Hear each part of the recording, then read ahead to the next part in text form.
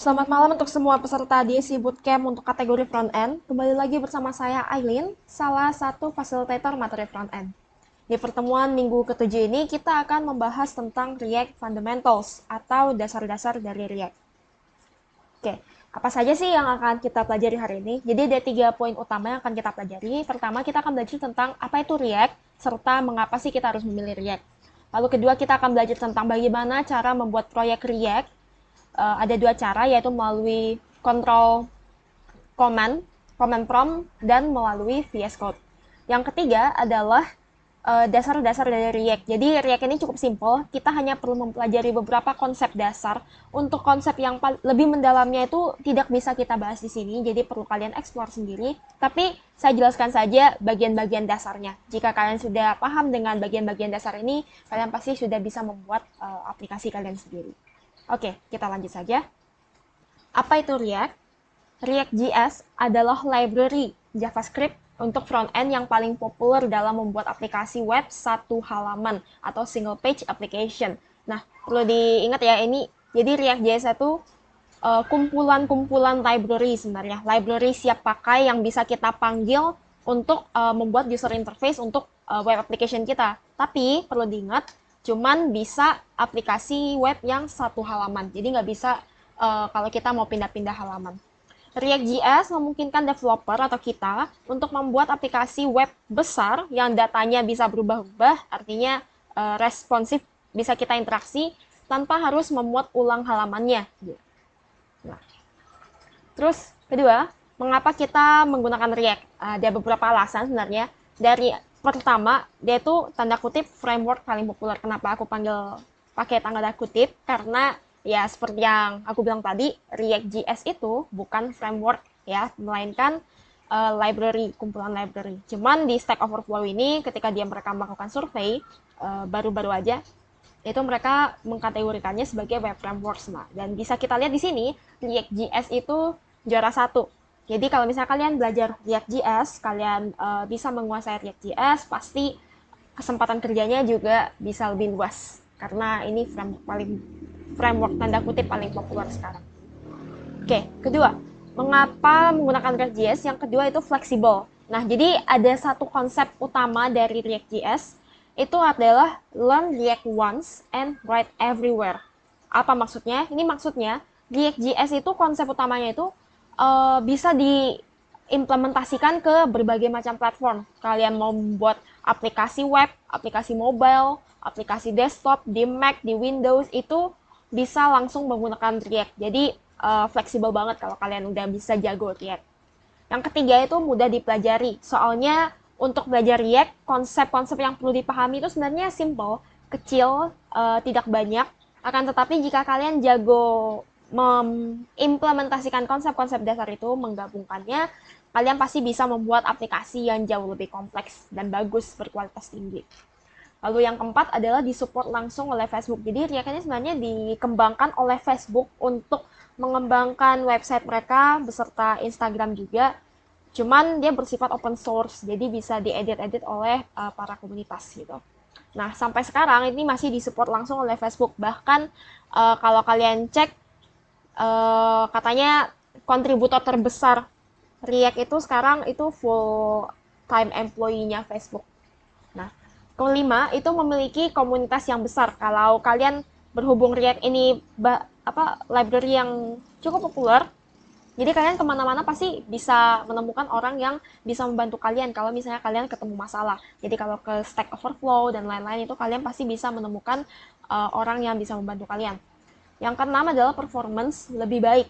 Nah, React meminimalisir perubahan DOM yang dapat membuat aplikasi lambat. Jadi kan udah dipelajari di pertemuan sebelumnya ya tentang DOM. Nah, ternyata DOM ini kalau di update berkali-kali itu bisa membuat aplikasi lambat. Nah, React itu ketika ada terjadi perubahan di dalam website, dia akan membandingkan kondisi state di DOM yang lama dengan state DOM yang baru, lalu menentukan cara paling efisien untuk mengubahnya. Jadi kayak sekali ubah tuh nggak ubah semua, cuma ubah beberapa yang paling ngena aja gitu. Makanya dengan React performanya bisa lebih baik atau lebih cepat gitu. Nah, Selanjutnya adalah membuat proyek React. Ketika ingin membuat proyek React, itu terdapat dua cara. Pertama melalui CMD dan kedua melalui VS Code. Akan tetapi sebelum itu kalian perlu memastikan dulu kalian sudah menginstal Node.js. Node.js ini cara penginstalannya sudah saya jelaskan di pertemuan pertama, jadi tidak akan saya bahas lagi. Silahkan kembali ke video pertemuan pertama. Tapi ingat, kalian harus menginstal yang versi udah long term support atau LTS. Oke, untuk memeriksa apakah kalian sudah mempunyai Node.js atau belum, itu silakan kalian masuk ke terminal. Di command prompt ini, ketik saja node strip v. Nah, ini jika tidak ada error atau bisa menampilkan angkanya, itu berarti kalian sudah menginstal Node.js-nya. Oke. Nah, tentang melalui CMD, ini cara pertamanya kita pergi ke folder di mana kita ingin meletakkan folder proyek kita. Nah, contohnya kita di sini ada folder praktik.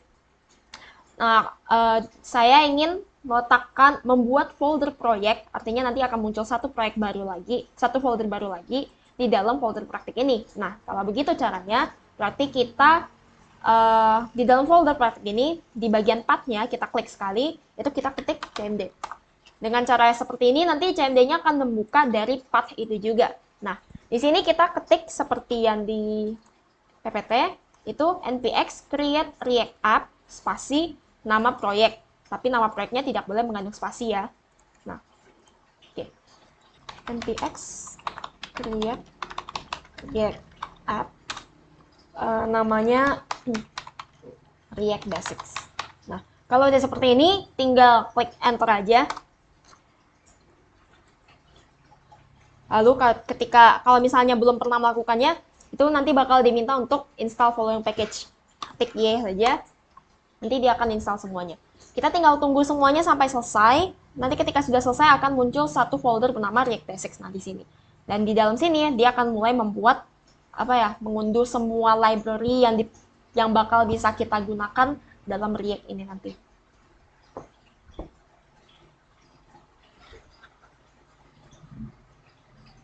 Nah, sambil menunggu, ini kan sebenarnya lumayan lama ya. Kita lihat juga melalui VS Code, cara melalui VS Code. Nah, kalau melalui VS Code ini, misalnya kita buka open folder praktik, select folder. Nah, contohnya seperti ini. Di sini kita buka terminalnya.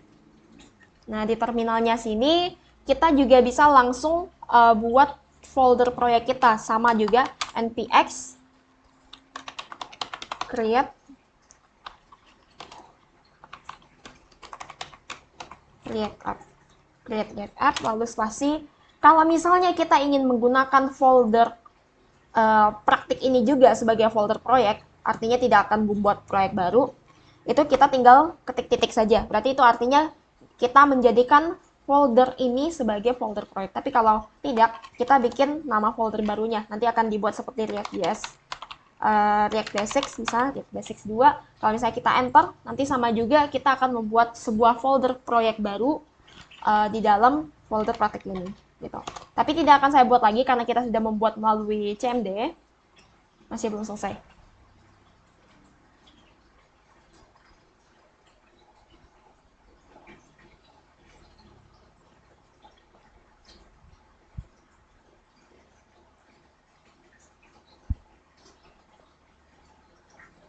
Oke, sudah selesai. Nah, jika sudah selesai, kita tinggal buka foldernya melalui VS Code. Di sini kita open folder. Di praktik React Basics, kita buka folder proyeknya. Select folder. Nah, di dalam sini itu sudah dibuat semua hal-hal yang kita butuhkan untuk proyek React kita nanti. Sekarang kita kembali ke presentation slides. Jadi di dasar React ini, pertama kita akan mengenal dulu tentang struktur folder proyek kita. Di Visual Studio Code sini, kita bisa melihat terdapat satu folder node_module. Di sinilah semua library JavaScript-nya itu disimpan. Dan kita tidak akan melakukan perubahan sama sekali di dalam isi folder ini, ketika kita ingin menggunakannya, kita hanya akan memanggilnya dengan cara import, tapi tidak akan mengutak-atik isinya sama sekali. Jadi tidak perlu kita risaukan. Nah, yang kedua adalah folder publik. Folder publik di sini, pertama yang perlu kita lihat di sini ada index.html. Ini adalah halaman utama kita, seperti yang saya bilang tadi. Jadi di React ini hanya untuk membuat web application satu halaman saja. Jadi kayak misalnya kita ingin membuat landing page company kita, di mana semuanya itu sudah tersedia di satu halaman, nah kita bisa langsung menggunakan React. Di sini HTML-nya ini tidak boleh kita ubah sama sekali. Kalau kita lihat di sini ada head, lalu di dalam body itu cuma ada satu elemen div dengan ID root. Nah, ini biarkan saja, jangan diutak-atik. Semua isi dari HTML-nya akan diatur di dalam JavaScript yang terletak di source ini, di folder source.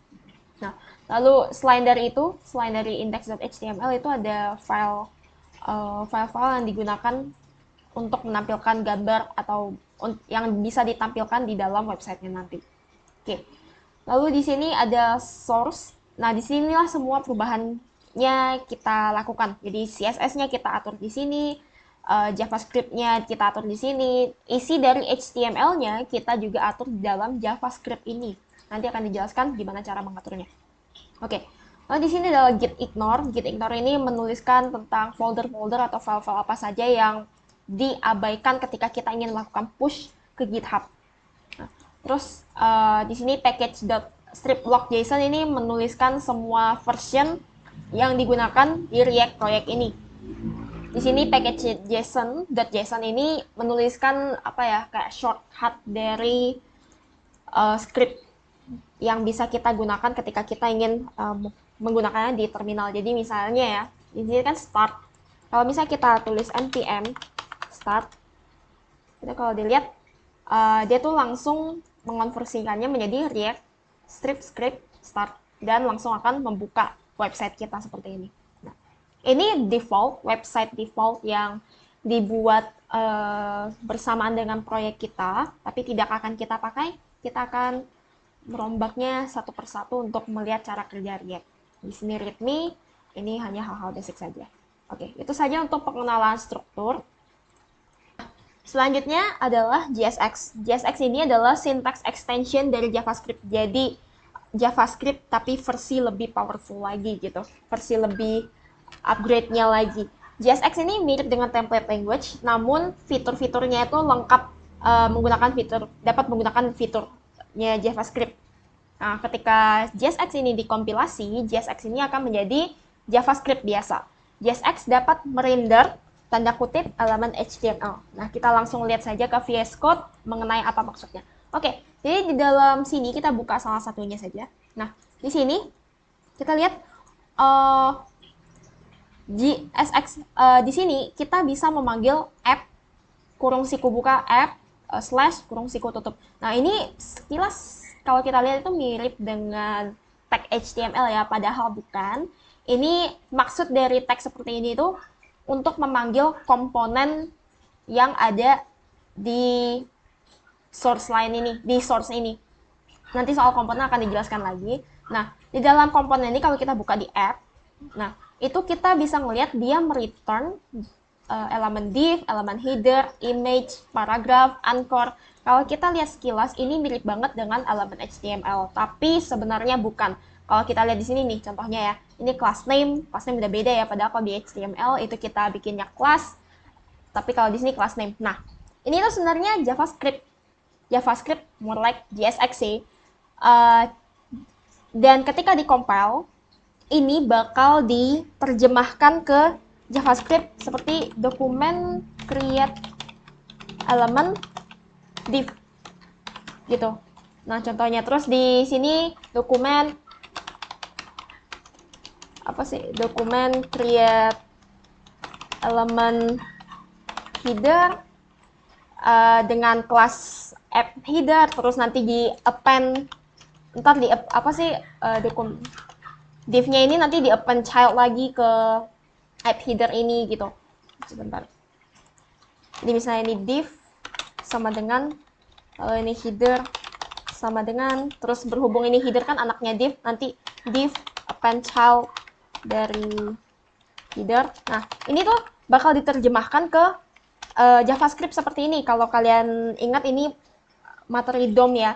Dia bakal diterjemahkan ke JavaScript supaya mengenerate, merender elemen HTML di sebelah index.html ini. Oke, kita hapus saja yang sudah kita ketik saja. Intinya, jadi JSX ini akan dikompil ke JavaScript untuk mengenerate, dan kita daripada kita membuat satu persatu DOM-nya kayak tadi kan, itu kan nanti kotor, terus banyak, panjang, ribet. Nah, dengan React itu dia akan melakukannya sendiri di belakang. Kita cuma perlu ketik saja kira-kira tampilan seperti apa, tampilan HTML-nya itu kira-kira munculnya seperti apa.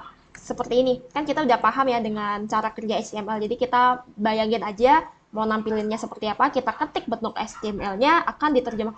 Nanti React akan menerjemahkannya sendiri ke JavaScript. Oke. Nah, di sini banyak bagian-bagian yang sebenarnya tidak diperlukan, jadi kita hapus aja. Contohnya kayak report web vital sama setup test ini kita hapus. Logo juga, logo hapus. Lalu app.test juga bisa dihapus. Kita mulai semuanya dari awal. Di index.js ini report web vitals dihapus. Ini juga dihapus. Oke. Lalu yang apps ini logonya juga dihapus. Oke. Harusnya udah benar, coba kita cek. Oops, logo is not defined. Source app.js. Mana ya? Apakah di sini?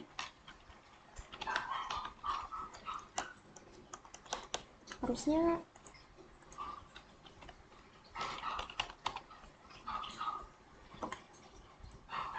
logo, app logo, image source logo. Oh iya, ini yang dihapus. Nah, udah bener. Cuman jadinya logonya hilang. Oke, sekarang kita lanjut ke komponen. Nah, komponen adalah konsep pemecahan UI menjadi potongan-potongan yang independen dan dapat digunakan berkali-kali. Kalau misalnya dalam React ini, konsep pembuatan satu web page-nya ini enggak kita buat satu web page dengan menggunakan satu file sekaligus. Melainkan kita pecah-pecah web page-nya berdasarkan bagian-bagian UI-nya. Jadi misalnya satu button, terus tabel, header, itu dipecah-pecah menjadi file JavaScript yang berbeda-beda. Nah, dengan begini JavaScript-nya bisa independen, modular. Terus ketika kita ingin menggunakan ulang sebuah komponen atau bagian dari UI ini, kita nggak perlu menuliskan ulang code-nya lagi, kita tinggal memanggilnya saja gitu. Nah, dalam komponen ini kita bisa menerima parameter input bernama props. Nah, jadi kalau misalnya di sini ya, app dan index, misalnya nanti kita ada satu komponen baru namanya book, contohnya ya. Nah, book ini kita bisa lempar parameter ke app dan ke book itu menggunakan props. Props ini ya kalau misalnya di function itu semacam parameter gitulah. Terus di komponen perlu diekspor dan diimport untuk menghubungkannya satu sama lain. Nah, cara ekspor dan importnya itu di bagian parent, di komponen parent itu akan mengimport komponen child. Sementara komponen child itu perlu diekspor. Kalau di Visual Studio Code sini, app ini merupakan child dari index.js. Soalnya kalau kalian lihat index.js ini kan memanggil app ya. Jadi di dalam react.strict mode ini akan muncul isi dari app-nya. Jadi ini kayak kalau kita bayangin ya, itu kayak kita kopas app-nya ini ke dalam index.js seperti ini gitu. Nah, cuman kan kita mau mereka modular. Jadi ini tetap dipisahin ke app. Di index.js ini merupakan parent-nya, dan untuk menggunakan app itu kita perlu import app dari ./app. Ini maksudnya nama filenya, dan ini nama di dalamnya sini, function app. Oke. Nah, sementara di bagian child-nya itu kita perlu export default dan default nama function-nya ini, gitu. Oke, sekarang kita telusuri lebih dalam tentang komponen ini.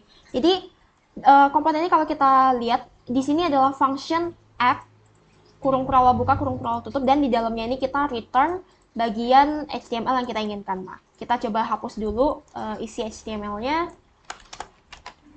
Kita cek di sini. Nah, ini kosong lompong ya. Like-nya kita bayangin di sini kan nggak ada apa-apa, terus di return ke index.js. Di index.js ini juga nggak ada apa-apa lagi, terus di return lagi ke index.html. Nah, akhirnya di sini juga tampilannya kosong. Oke. Di sini kita coba tampilkan misalnya H1 hello world. Contohnya ya. Di sini akan tampil hello world. Oke. Nah, tapi satu hal yang pengen aku kasih tahu ke kalian, meskipun ini tulisannya function, tapi kita bisa menambahkan variabel di sini. Nah, kita contoh tambahin variabel nama, variabel JavaScript ya, nama misalnya Aileen. Oke. Perlu diingat lagi ya, ini meskipun kelihatan seperti HTML, tapi ini bukanlah HTML, melainkan ini adalah JSX. Nah, kita bisa menyisipkan value variabel ke dalam file tanda kutip HTML ini secara langsung tanpa perlu ribet hanya dengan menggunakan kurung kurawal saja. Jadi kita kurung buka tutup kurawal. Di dalam kurung kurawal ini kita bisa menambahkan elemen JavaScript. Contohnya variabel tadi. Variabel hello nama. Dengan begini kita akan memanggil value dari variabel nama ke dalam tag H1 ini. Nah, kalau kita cek di sini, nah dia akan langsung berubah. Selain variabel, itu kita juga bisa memanggil function di dalam JSX ini. Jadi misalnya kita contohnya, ini tutup dulu. Contohnya kita bikin sebuah function namanya myFunc, sama dengan kita pakai operator langsung. myFunc ini kalau dipanggil nanti akan mengembalikan console log hi, contohnya ya. Nah, di sini kita coba panggil, kalau misalnya kita klik button, maka dia akan memanggil myFunc contohnya. Kita bikin button, lalu kita pakai atribut onClick, artinya kalau misalnya diklik nanti mau ngapain, kita panggil functionnya. Kita kurung kurawal tutup, kurung kurawal buka tutup, dan diisi dengan myFunc. Oh ya, ini buttonnya kita isi klik aku. Coba kita cek. Nah, kita buka developer mode-nya, kita ke console, sini kita klik. Nah, ini ada hi. Berarti udah berhasil ya, ketika kita klik, dia muncul hi. Oke. Itu untuk function.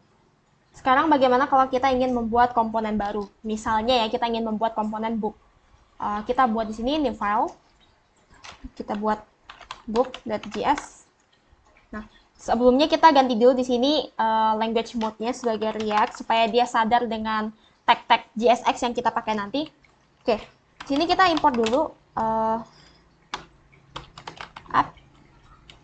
app.css. app.css, lalu kita bikin function book sesuai dengan nama filenya. Buka kurung tutup, kurung kurawal. Lalu di bawah sini kita export default book. Oke, di dalam sini kita return kurung buka kurung tutup. Nah, di dalam sinilah kita bakal nge-return semua tag HTML baru yang bakal kita tambahkan nanti. Nah, kita bayangin aja komponen book ini adalah komponen untuk setiap kotak book yang bakal yang bakal kita tambahkan ke web page kita nanti. Contohnya di book ini kita ada satu judul buku, lalu kedua ada deskripsi buku, forum 10. Oke. Oh, berhubung ini return dia kesepakatannya kita nggak boleh return lebih dari satu value. Jadi ini perlu kita kumpulkan dulu ke dalam satu parent. Misalnya div class name, ingat ya, class name bukan class, sama dengan book. Nanti kita bakal pakai ketika di CSS nanti. Terus ini H1 dan P-nya itu kita masukkan ke dalam div ini. Baru kita bisa return karena sekarang value-nya itu udah dihitung satu doang gitu. Nah, jika kita ingin memanggilnya di book.js, itu caranya kita import dulu. Import book from book. Sini. Lalu kita panggil, cara panggilnya kurung buka siku book, lalu slash, lalu kurung tutup siku. Kalau gini, mari kita cek. Karena source. Coba kita lihat. Oh, ya.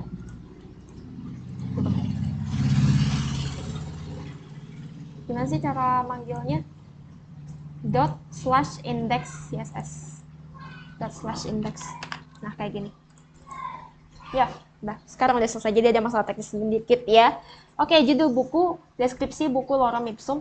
Nah, berhubung ini sebuah komponen yang udah kita pisahkan sendiri, kita bisa memanggilnya berkali-kali, jadi tanpa perlu menulisnya berulang-ulang. Jadi nggak perlu judul buku, deskripsi buku, dikopas terus ke bawah, nggak perlu.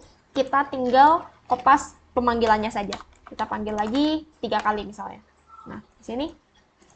Nah, sekarang dia langsung muncul 3 komponen buku sekaligus gitu. Semudah itu tanpa perlu mengetiknya berulang-ulang. Selain itu, berkat penggunaan komponen ini, tadi ingat kan soal props, kita bisa melemparkan parameter, kita bisa melemparkan value menggunakan parameter yang disebutnya itu sebagai props. Cara lemparnya itu di bagian pemanggil, di bagian sini kita tulis nama parameternya, title misalnya sama dengan mindset. Lalu ini terserah ya, ini aku ngasal doang. Sunshine becomes new misalnya, terus di sini atau apa lagi,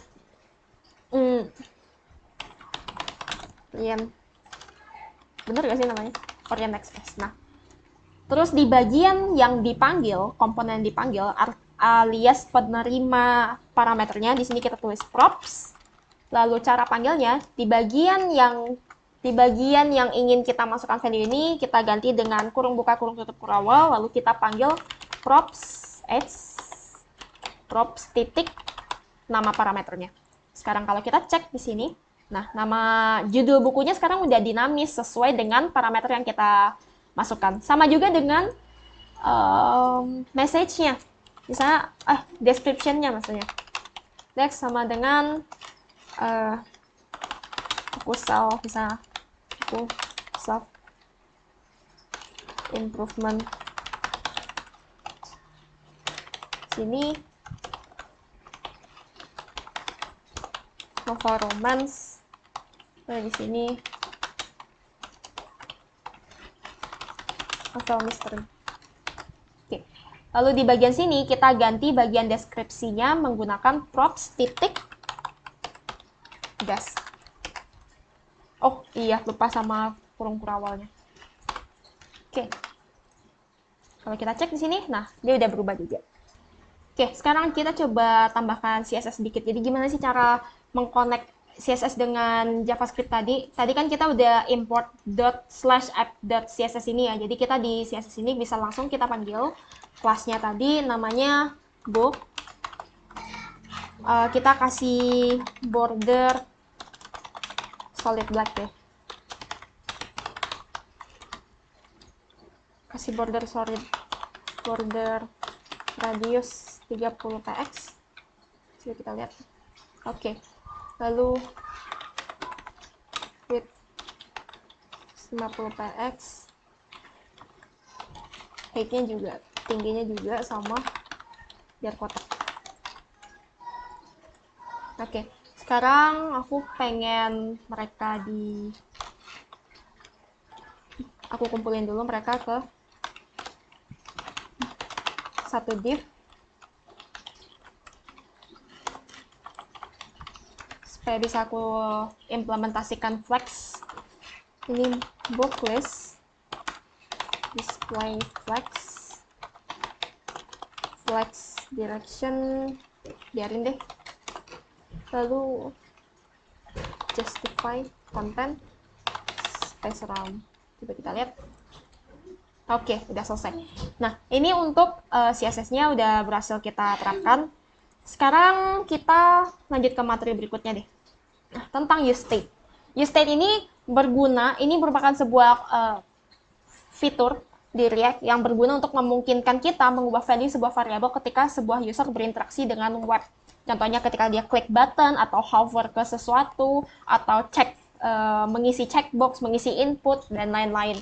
Itu kita bisa mengubah sebuah value. Nah, sintaksnya itu gimana? Kita definisikan const. Nah, di dalam cons ini kita buat array dengan dua variabel berbeda. Pertama adalah variabel value untuk menyimpan nilai status. Misalnya false, truth, null, check. Terus yang kedua ini adalah nama function yang bakal mengubah nilai variabel value nanti. Terus sama dengan use state dalam kurung default state-nya itu berapa. Kita langsung saja ke contohnya. Misalnya ketika kita klik button ini, kita ingin menambah sebuah value. Kita set sebuah value yang awalnya tuh 1, dan setiap kali kita klik si button itu, value-nya itu akan bertambah. Contohnya ya, kita bikin const value, sebelah kiri itu variable value-nya, dan sebelah kanannya itu function-nya, set value. Sama dengan use state, default value-nya itu misalnya 1. Lalu di sini kita bikin function untuk menambahnya.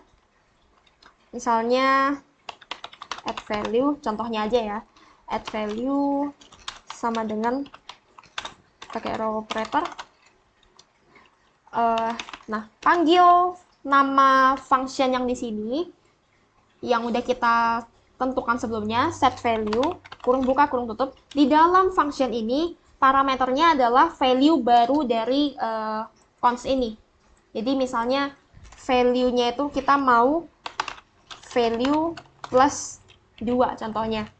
Nah, kalau misalnya berarti setiap kali kita klik nantinya itu di sini ketika kita klik kita ganti dulu fungsinya, bukan myfunc lagi melainkan add value.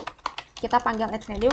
Nah, setiap kali kita klik button ini dia akan memanggil function add value. Nah, di dalam function add value ini dia akan memanggil function pengganti nilai yang udah kita definisikan sebelumnya, yaitu set value. Set value ini menerima sebuah parameter yang berisi nilai baru dari variabel value yang didefinisikan sebelumnya ini gitu. Jadi kalau misalnya kita tiba-tiba jadiin ini 5, nanti value-nya ya statis jadi 5, tapi kita jadiin dinamis aja, dia bakal bertambah 2 tiap kali kita klik add value. Kita klik buttonnya ini.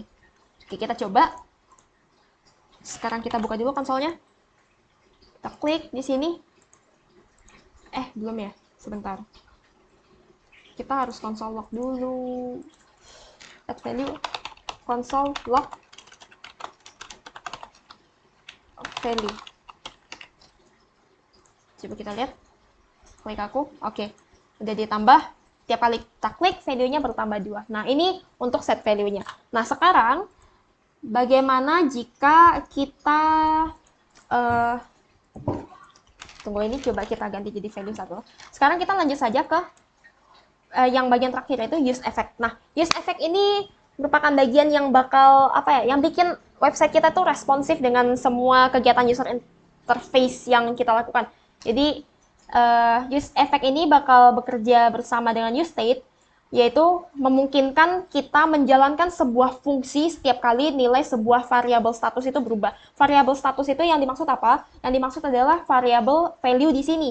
Jadi misalnya kita kan tadi awalnya ketika kita melakukan sesuatu, kita akan memanggil setter function. Setter function ini akan mengganti nilai value yang ada di sini.